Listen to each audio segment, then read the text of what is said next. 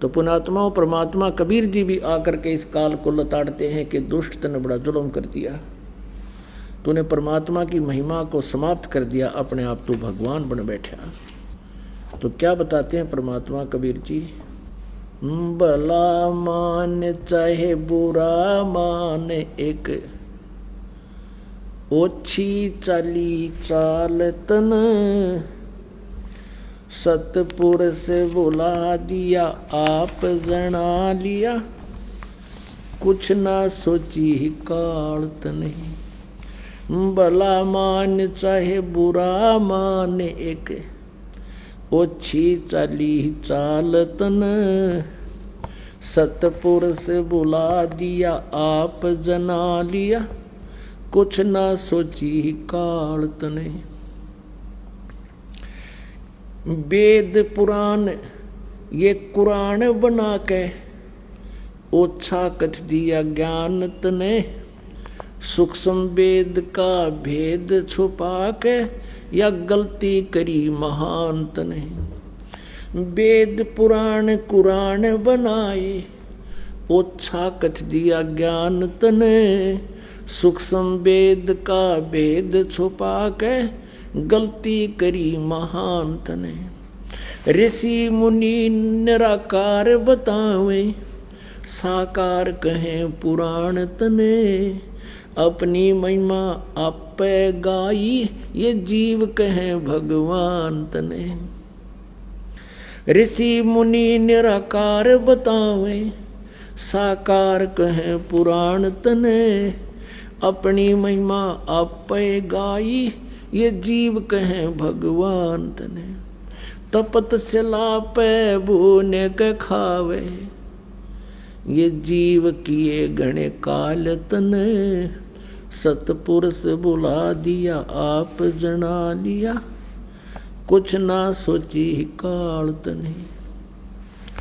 भला मान चाहे बुरा मान, एक ओछी चाली चाल तने, सतपुरुष बुला दिया आप जना लिया, कुछ ना सोची काल तने।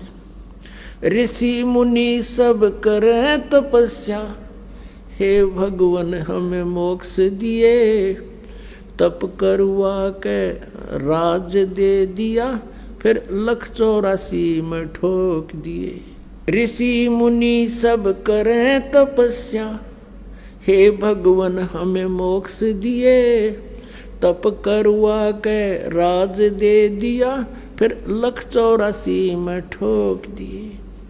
5 तत्व की कैद बना के, इसके अंदर रोक दिए, मोह ममता की बेड़ी हिला के, जड़ कर्म गले में तोक दिए। 5 तत्व की कैद बना के, इसके अंदर रोक दिए, मोह ममता की बेड़ी हिला के, जड़ कर्म गले में तोक दिए। काम क्रोध अहंकार लोभ का, खूब बनाया जाल तने, सतपुरुष बुला दिया आप जना लिया, कुछ ना सोची काल तने।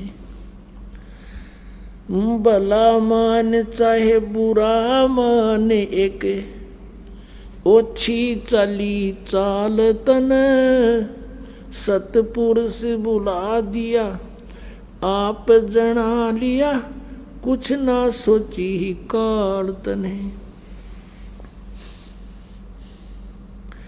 एक माई का पति मर्यावा, दुख में माथा फोड़े थी, मेरे बेटे की तो खैर राखिए, न्यू हाथ तेरे ते जोड़े थी।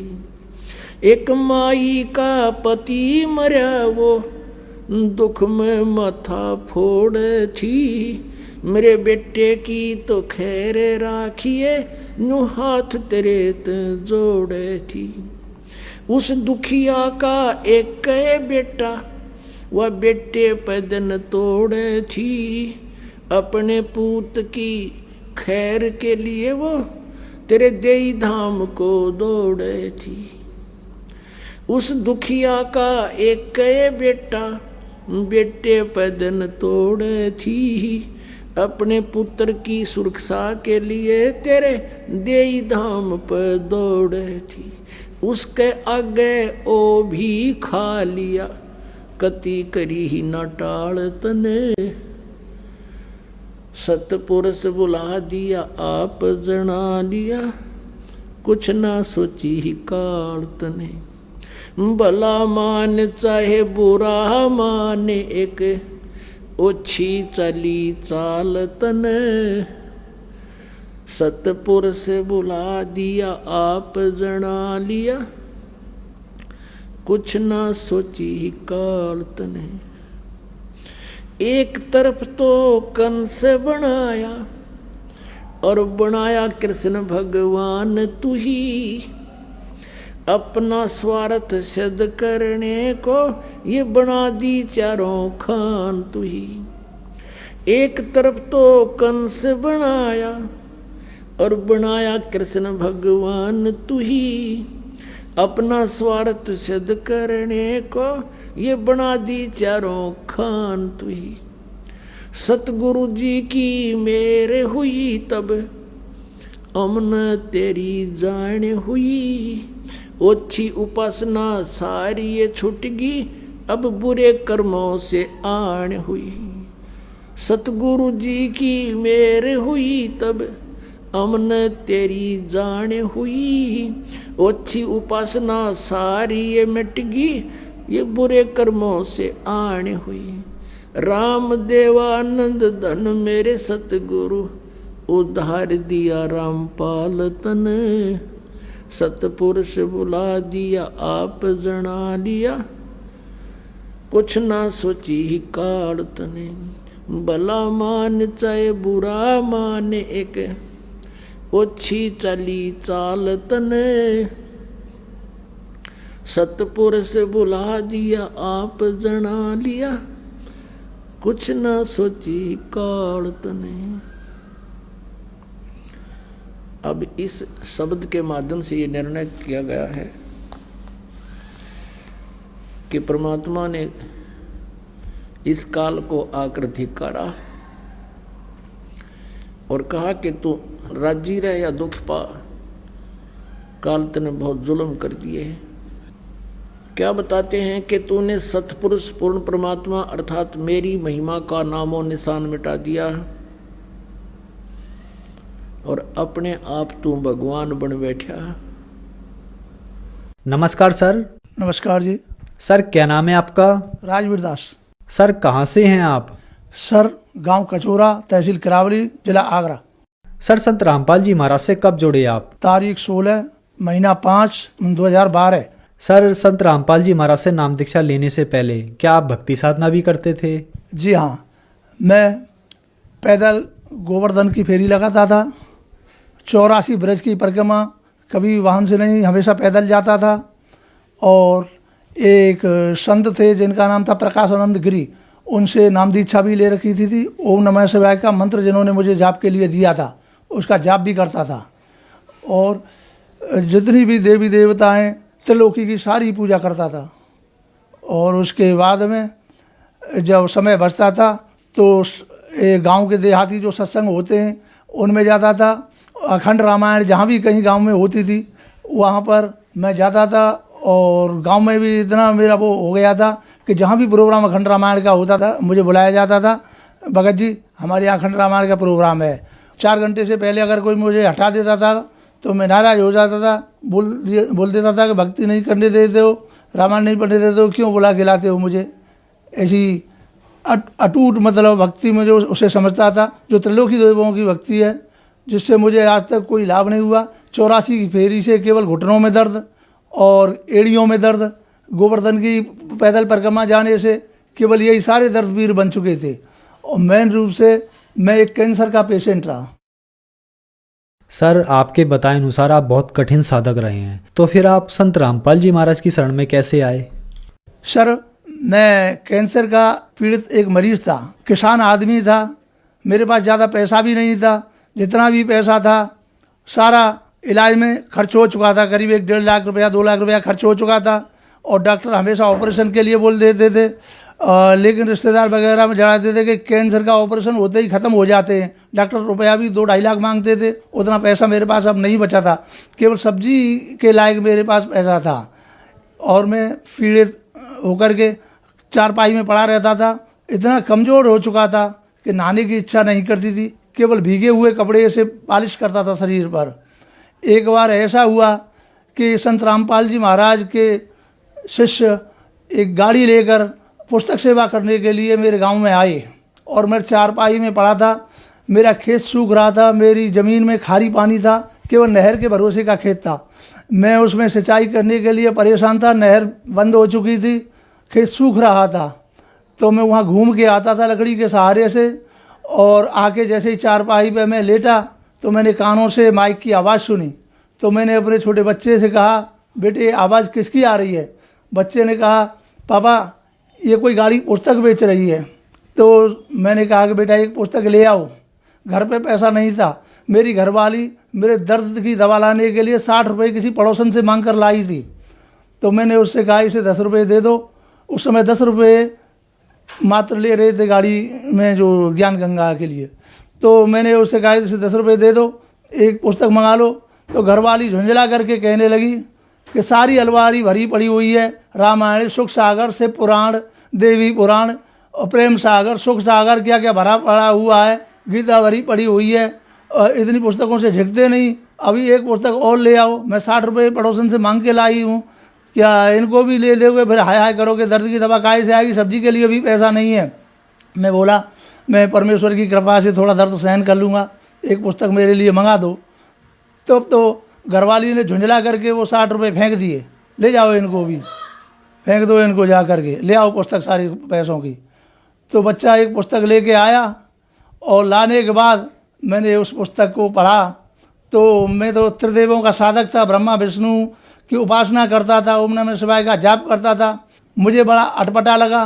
तो मैंने उस पुस्तक को एक जहाँ मेरी सारी पुस्तक रखी हुई थी उधर साइड में रख दिया और बोल दिया बेटी इसे उधर रख दो।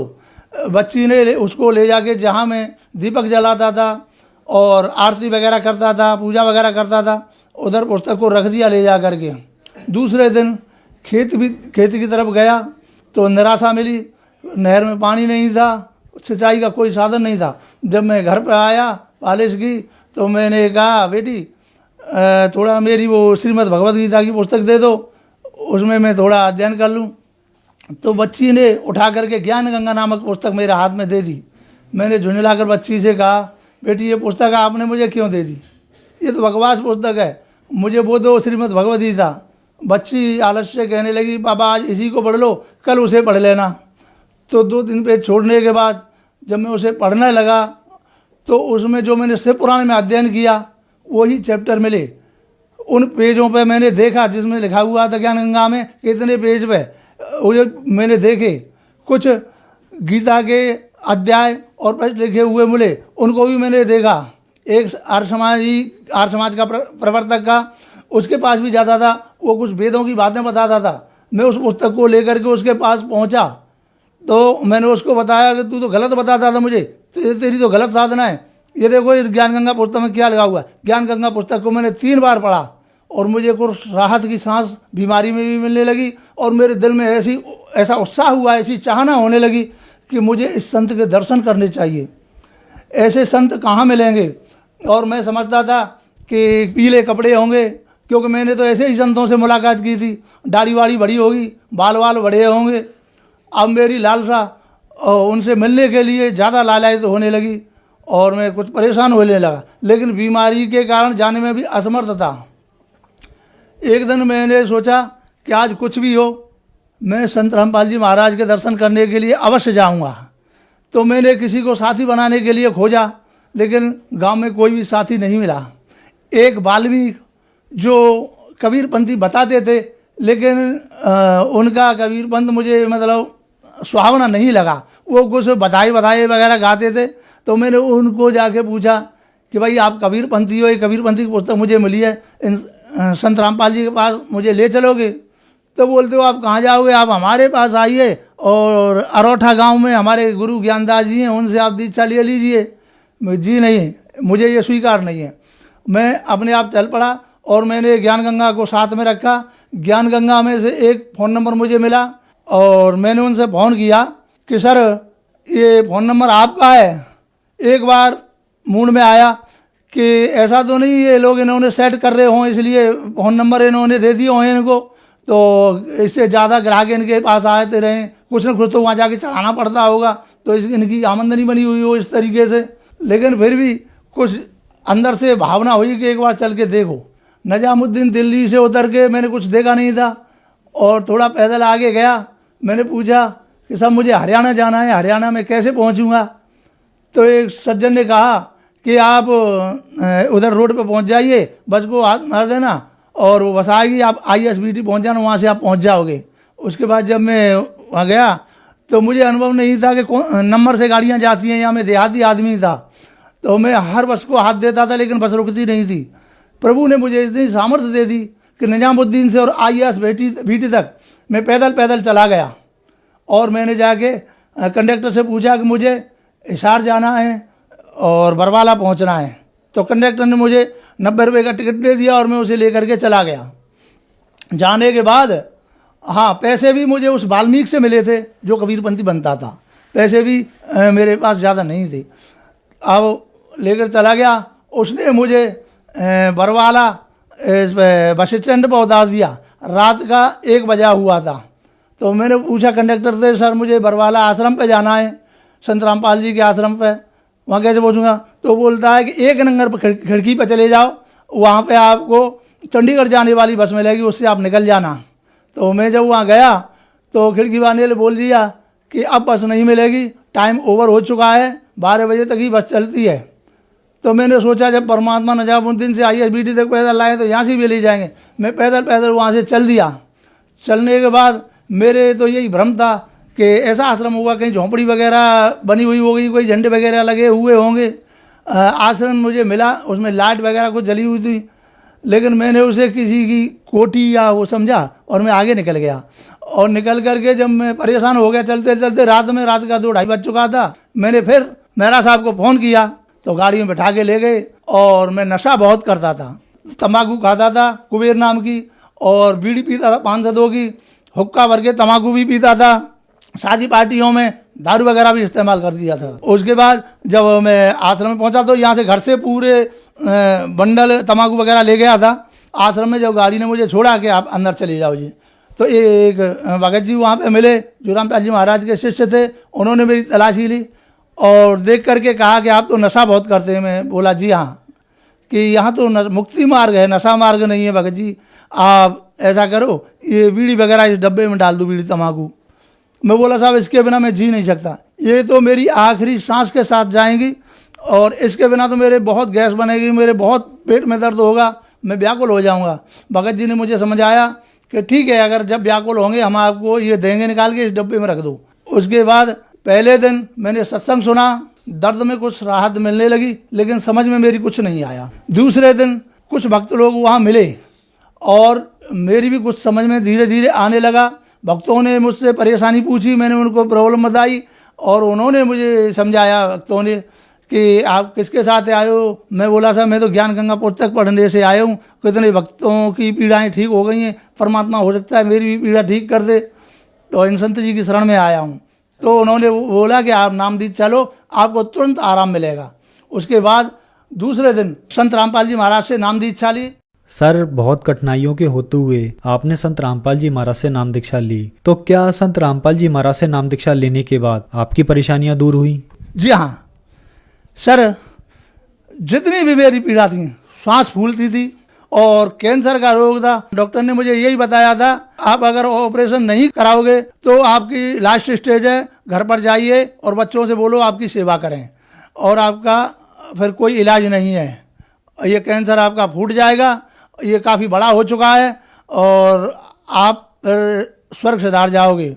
लेकिन इतना पैसा मेरे पास नहीं था और मैं झक मार के घर आ गया और बड़ी मुश्किल से झक मार के संत रामपाल जी की शरण में जब मैं पहुंचा और नाम दीक्षा लेने के बाद मेरे दर्द में राहत मिली और दर्द में राहत मिलने का धीरे धीरे उस गांठ का पता ही नहीं कि वो गांठ कैसे घुलती चली गई, कैसे ठीक होती चली गई। परमात्मा ने किस प्रकार से उसका ऑपरेशन कर दिया।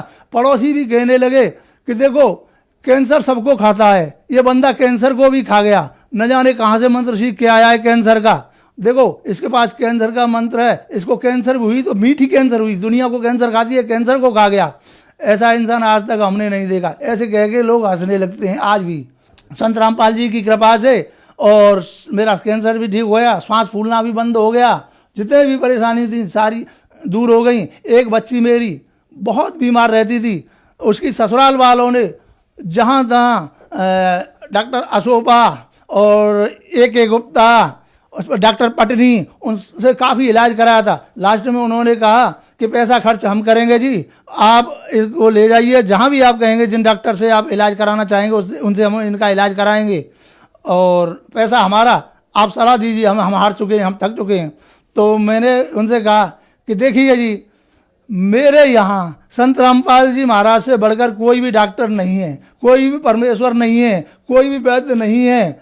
जिन्होंने मेरा कैंसर ठीक किया है, मेरा श्वास फूलना कम किया है, उनसे अलावा दूसरा बढ़कर के वैद्य हकीम नीम कोई भी नहीं है, वही मेरे परमेश्वर हैं। आपकी इच्छा हो, आपको अगर ऐतराज न हो तो बेटी को और दामाद को मेरे साथ भेजो और वहाँ से नाम दीक्षा लो और ये ठीक हो जाएंगे।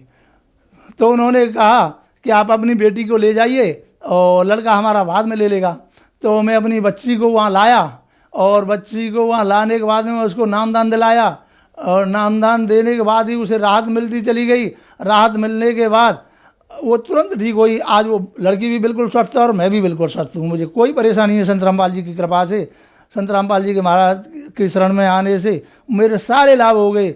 और मेरे बच्चे ने प्रथम बार भर्ती देखी थी, पहली भर्ती में ही मेरा बच्चा COD में सेलेक्ट हो गया, जो कि कई बार भर्तियां देखते हैं बच्चे नहीं आ पाते हैं। संत रामपाल जी की कृपा से ये सारे काम हुए। और पता नहीं, मैं एक साधारण आदमी हूँ। एक बच्ची मेरी BCom कर रही है, दूसरी BA कर रही है, तीसरी इंटर कर रही है और एक बच्चा मेरा हाई स्कूल में पढ़ रहा है। इन सब का खर्चा कैसे चलता है मुझे नहीं पता। संत रामपाल जी महाराज कहाँ से इनकी फीस परवरिश करवा देते हैं, कहाँ से कैसी व्यवस्था बना देते हैं, स्कूल के ड्रेस के, फीस के, एडमिशन, पुस्तक वगैरह, ट्यूशन वगैरह, कोचिंग वगैरह, इनके बहुत सारे खर्चे न जाने संत रामपाल जी महाराज कहाँ से चलवा देते हैं, कहाँ से पैसा आता है और मुझे दिखाई भी नहीं देता और काम भी सारे होते रहते हैं। संत रामपाल जी महाराज की शरण में आने से पहले मैं इतना बीमार रहता था, इतना तंग रहता था कि सब्जी के लिए, नमक की थैली तक के लिए भी पैसे मेरे पास नहीं रहते थे। 60 रुपये मेरी घरवाली एक पड़ोसन से मांग के लाई थी और उससे मैं केवल दर्द की गोली खाता था, ज़्यादा दवा नहीं आ पाती थी, केवल दर्द की, जो हरे पत्ते डाइक्लोरन प्लस आती है उसे केवल दर्द के लिए 2 खा लेता था, उससे मेरे दर्द में राहत मिल जाती थी। उन्हें 1-2 महीने के लिए 60-60 रुपये को करता था। और आज संत रामपाल जी महाराज की शरण में आने से न कोई बीमारी है, न पैसे की तंगी है, न कोई किसी से झगड़ा होता है और शांति ही शांति प्राप्त हो रही है। धन्य है ऐसे गुरुदेव, धन्य है ऐसे परमेश्वर। सर, आपकी स्थिति बहुत दयनीय थी, आपके पास दवाई खाने के लिए भी पैसे नहीं थे। फिर जगत गुरु संत रामपाल जी महाराज से नाम दीक्षा लेने के बाद आपका कैंसर ठीक हो गया। सर, आपने ज्यादातर धर्म ग्रंथों का अध्ययन बहुत ही गहराइयों से किया है, तो सर जगत गुरु संत रामपाल जी महाराज में ऐसी क्या शक्ति है जो कैंसर जैसी लाइलाज बीमारी बिना ऑपरेशन, बिना दवाई के केवल नाम दीक्षा देने मात्र से ही ठीक कर रहे हैं? संत रामपाल जी महाराज पूर्ण परमेश्वर हैं, पूर्ण परमात्मा आए हुए हैं धरती पर। इनके अलावा दूसरा कोई परमात्मा नहीं है, यही साकार परमात्मा और साहिब कबीर जी के रूप में आए हुए हैं। सर, आप कैसे कह सकते हैं कि संत रामपाल जी महाराज जी पूर्ण संत हैं? सर, जो डॉक्टरों से दवा नहीं हुई, जो देवों की, त्रिदेवों की शक्ति में बार बार करता रहा, उनसे मेरे पीड़ा बढ़ती गई। तो और संत रामपाल जी शरण में आने से केवल ऐसा उन्होंने मंत्र जाप दिया और उस मंत्र के लिए मैं ही नहीं, मेरे सारे पड़ोसी भी कहते हैं कि ये खेत में कुछ भी फेंकता है, अपने गुरुजी से कोई ऐसा मंत्र सीख के आया है कि झूठे को फेंकता है तो सांचे को पैदा होती है, ये कौन सा मंत्र सीख के आया है? तो मैं कैसे नहीं कहूँ वो परमात्मा नहीं है, वो परमात्मा है। संत रामपाल जी महाराज सभी सदग्रंथों से प्रमाणित भक्ति देते हैं, सारे प्रमाण शास्त्रों में मिलते हैं और मतलब इसमें कोई शंका नहीं रहती। सर, संत रामपाल जी महाराज से नाम दीक्षा लेने के बाद आपको बहुत सारे लाभ प्राप्त हुए, तो जो दर्शक आज आपको देख रहे हैं वो भी किसी न किसी तरीके से बहुत ज्यादा परेशान हैं, उनके लिए आप क्या कहना चाहेंगे? मैं भक्त समाज को यही कहूँगा कि भक्तों मिलो, ये मौका न चूकने दो। धरती पर परमात्मा आए हुए हैं, जल्दी ही इनकी शरण में आओ और सारे त्रिवेदी काल के दूतों से बचो, जो भी तुम्हें ढोंगी बहकाए हुए हैं। जैसे मैं भी पीले कपड़े वालों के पीछे पीछे घूमता था, पैर छूते रहता था, उनको त्यागो, वो काल के दूत हैं और उनसे दूर हटके संत रामपाल जी महाराज की शरण में आओ और मुक्ति कराओ। सर, संत रामपाल जी महाराज की शरण में कैसे आ सकती हैं? संत रामपाल जी महाराज की शरण से पुस्तक सेवा जब हम करने जाते हैं तो जगह जगह गांव-गांव पुस्तक सेवा करते हैं। ज्ञान गंगा नाम की एक पुस्तक है जिसमें सृष्टि रचना का भी सारा प्रमाण है। उसका अध्ययन करने से और कुछ भक्तों के सत्संग सुनने से, जगह जगह सत्संग भी होते हैं, ज्ञान चर्चाएं होती हैं, उनको सुनने से संत रामपाल जी महाराज की शरण में आ सकते हैं। धन्यवाद सर।